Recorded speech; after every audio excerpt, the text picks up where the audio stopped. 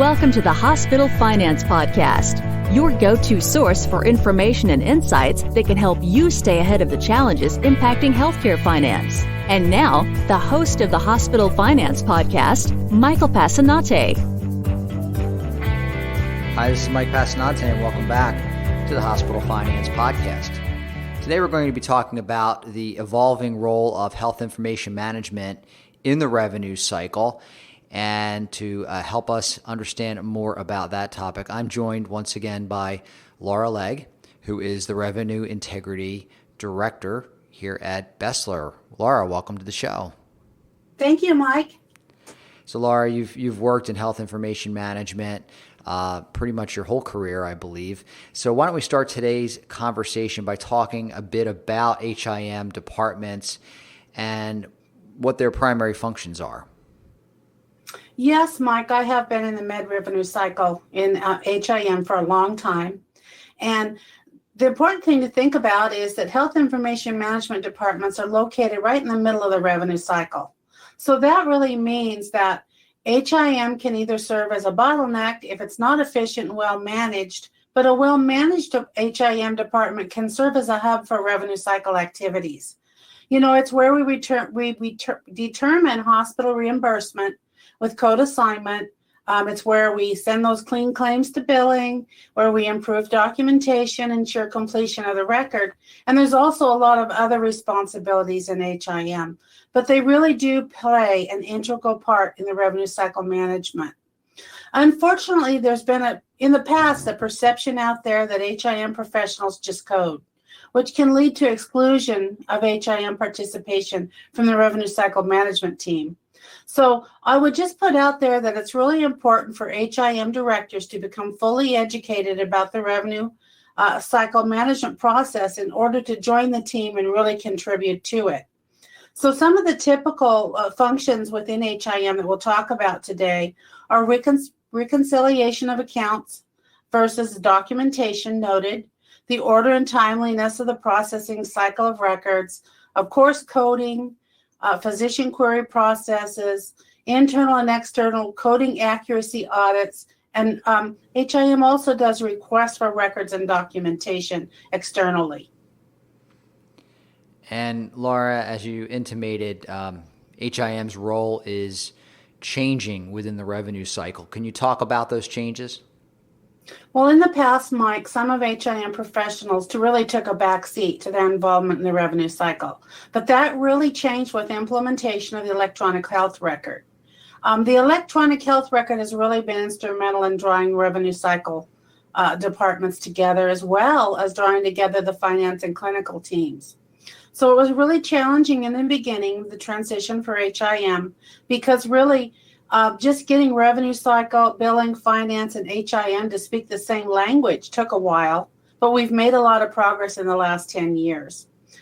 Prior to the last 10 years, HIM's involvement was almost limited to the CFO calling the HIM director every week and asking why the DNFB was so high. So we really have moved past that. That kind of put HIM directors on the defensive to try to find answers to some of those questions. But now HIM professionals are more active participants in revenue cycle on many fronts. So not only do they prioritize their own department efforts, but they contribute across the revenue cycle and really look beyond their own departments. So the real challenges lie in what somebody referred to as the white spaces between the org chart. So the interdepartmental challenges with HIM and revenue cycle really include duplication of effort and overlap of responsibilities, interdepartmental problems falling through the cracks, isolated islands of knowledge, and a big one, Mike, is information systems that don't integrate across departmental functions. And of course, that what I mentioned earlier, we don't understand your language barriers. So really, we've spent a lot of time in the last 10 years just breaking down those silos, which can be very difficult, but I see many organizations who are being or have been successful at breaking down those silos between revenue cycle and HIM. Laura, where should HIM focus their efforts for supporting the entire revenue cycle team?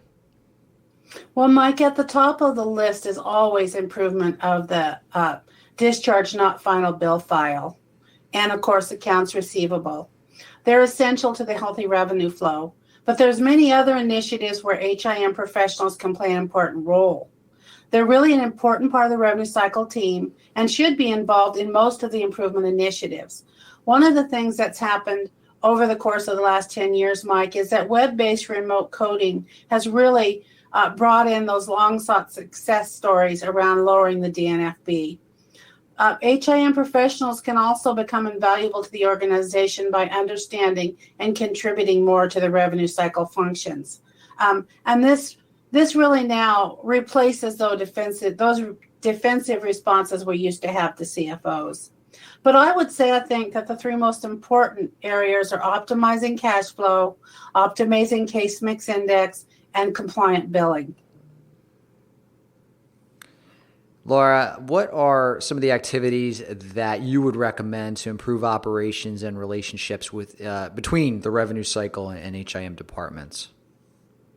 Well, there's really three top activities that I'd recommend, Mike, and they all revolve around communication, which is probably not a surprise to any of us. The first is a formal cross-departmental group or team that addresses revenue cycle management issues. Some hospitals have reported establishing standing committees specifically to address revenue cycle improvements.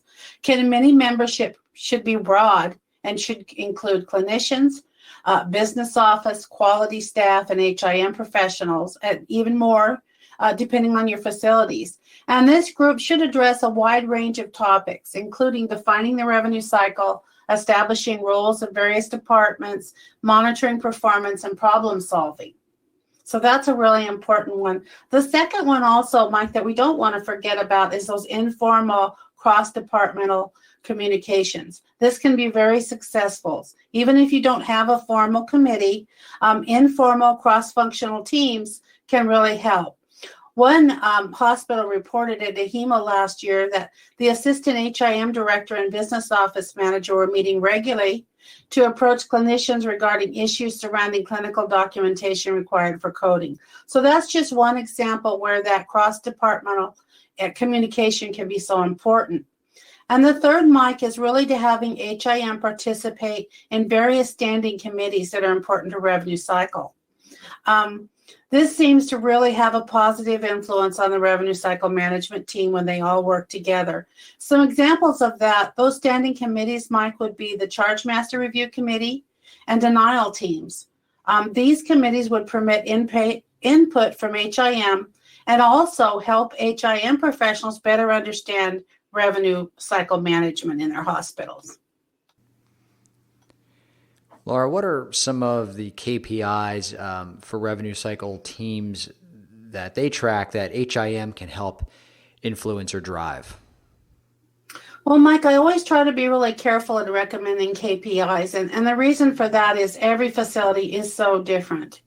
But before I would recommend any KPIs, I would specifically advise the revenue cycle team to assess their current operating levels.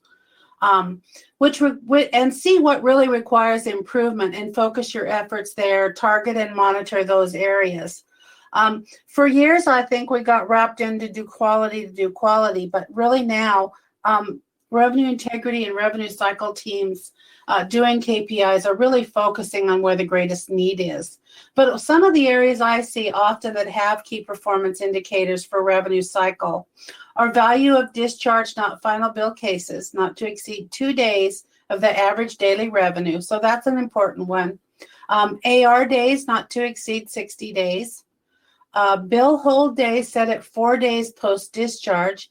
And that really has tightened up. It used to be, 5 to 6 days post-discharge, but now often we're seeing hospitals have a goal of 4 days. And so that's a really important one. And they use those 4 days, to gather all of the charges and ensure some of the internal operations, but really to have that bill hold not be any longer than that. And then to have the late charges that are gathered not to exceed 10% of the charges is important. And then, of course, we have to also look at the entire revenue cycle from beginning to end when we're assigning KPIs. So one of the goals I always have for clients is accurate registrations no lower than 95%, because really the quality and accuracy in the revenue cycle really starts up front at the very beginning. Laura, revenue integrity is a broad term that's used in the industry. Does revenue integrity tie into the efforts of both HIM and revenue cycle departments for hospitals? It really does, Mike, and really the integration of revenue integrity into the revenue cycle has really brought HIM, billing, finance, access, all of those departments together. But with HIM being the most vulnerable part of the revenue cycle, they really can be a primary focus of revenue integrity efforts. And revenue integrity really is defined in a lot of different ways, Mike, but most facilities are defining their revenue integrity process is a process that validates documentation, charges, and codes, really to ensure a complete, compliant, and accurate billing and coding process. So that's really the internal process, and certainly HIM as the mid-revenue cycle is really important that. And so a good revenue integrity team is going to include coding professionals, people from finance, people from billing, and as a group, they're going to identify lost charges and coding issues and provide education and development of processes to improve this part of the revenue cycle. So that's kind of just a description of the revenue integrity. And it ties closely to coding and documentation. Really, for healthcare providers these days to survive the surmounting financial and operational pressures of our changing environment, both clinical documentation improvement and coding processes have to be connected to the key services within revenue cycle, including revenue integrity. So it's really important to have that ongoing teamwork between coding, CDI, and revenue cycle, and that can really create a great opportunity for a facility's revenue cycle to thrive. Laura, what are some of the common issues that you find your team is helping HIM and revenue cycle teams at hospitals with? Well, my team at BESLER really provides multiple different services that can help within revenue integrity, but probably our focus, Mike, is in DRG validation and compliance, because those are such important functions and fit right within the internal revenue integrity team. So instead of trying to take over a facility's revenue integrity team, we really try to go in, work with the internal team, and enhance it. We also can provide auditing as well as inpatient denial services for facilities. All problem areas, and certainly we've done some research to that effect, which shows that those areas are very vulnerable, right? Absolutely. Coding and clinical documentation. Without internal, external auditing and constant performance improvement, they can really be a revenue leakage if you're not careful. Laura, thank you very much for coming by and sharing your expertise on this topic with our audience today. Oh, it's been my pleasure, Mike. Thank you for having me. Visit BESLER.com/RI for additional resources related to today's episode and other helpful information about revenue integrity. That's BESLER.com/RI. This concludes today's episode of the Hospital Finance Podcast. For show notes and additional resources to help you protect and enhance revenue at your hospital, visit BESLER.com/podcasts. The Hospital Finance Podcast is a production of BESLER. Smart about revenue, tenacious about results.